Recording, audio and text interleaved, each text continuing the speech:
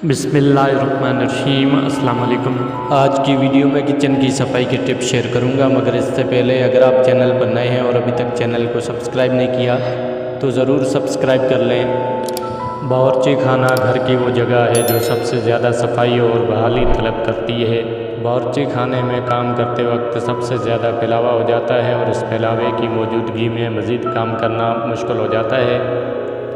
आज इस वीडियो में कुछ ऐसे तरीके बताने जा रहा हूं जिन पर अमल करके आप बावर्ची खाने में काम करते वक्त न सिर्फ आसानी पैदा कर सकते हैं बल्कि वक्त भी बचा सकते हैं। ज़ख़ीरा अंदोज़ी।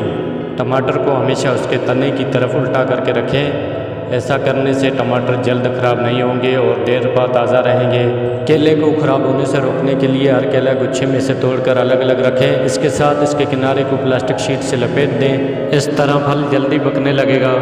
अंडे ख़राब हैं या सही ये पता करने के लिए साबित अंडा ठंडे पानी के प्याले में डाल दें। अगर अंडा अपने वज़न से नीचे बैठ जाए तो समझ लीजिए वो ठीक है, लेकिन अगर वो पानी की सतह पर तैरने लगे तो इसका मतलब वो खाने के काबिल नहीं है। तेज़ पत्ता अगर आटे, चावल या दावलों के मर्तबान में रखा जाए तो इन चीज़ों में घिन नहीं लगती। घर में तैयार करदा पनीर या सौर क्रीम देर बाद ताज़ा रखने के लिए फ्रिज में इसकी बोतल या डब्बे को उल्टा करके रखें।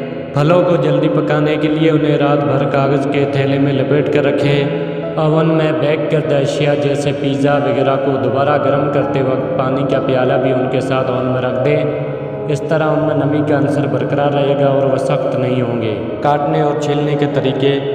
अगर अंडा टूटते वक्त उसके छिलके इसमें गिर जाएँ तो उन्हें छिलके के दूसरे हिस्से से ही निकालें। चम्मच से निकालकर अंडा ज़ाया ना करें। अंडे की जर्दी और सफ़ेदी अलग करना काफ़ी मुश्किल साबित होता है। इसके लिए एक मुनफरिद तरीका ये है कि कोई भी प्लास्टिक की बोतल लें और जर्दी पर इसका मुंह रखकर नरमी से दबाएं।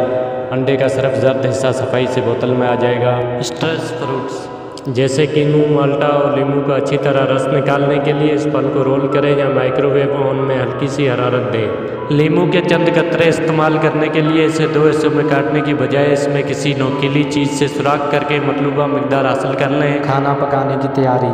अगर आप चाहते हैं कि प्याज काटते वक्त आपकी आंखों से पानी ना निकले तो इस तकलीफ़ से बचने के लिए प्याज को काटने से पहले फ्रीज कर लें। ये भी सिर्फ इस सूरत में जब थोड़ी देर में आप इसे निकाल कर काट लें, वरना ज़्यादा देर तक प्याज जमने से गल जाएगी। इसके अलावा प्याज काटते वक्त मुंह में डबल रोटी का टुकड़ा ऐसे दबा लें कि वो आधा बार लटका रहे।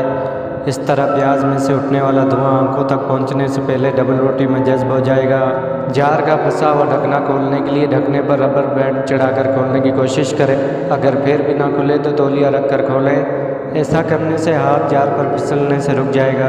अगर वक्त की कमी की वजह से मक्खन को जल्द नरम करने की ज़रूरत हो तो उसे प्लास्टिक बैग में रखकर बेलन की मदद से चपटा करें। इसके अलावा जमा हुआ मक्खन कद्दूकश भी किया जा सकता है। मूली, गाजर या चुकंदर अगर नरम पड़ जाए तो उन्हें कच्चे आलू के साथ बर्फ़ के पानी में डाल दें। देखते ही देखते उनका क्रंच बहाल हो जाएगा।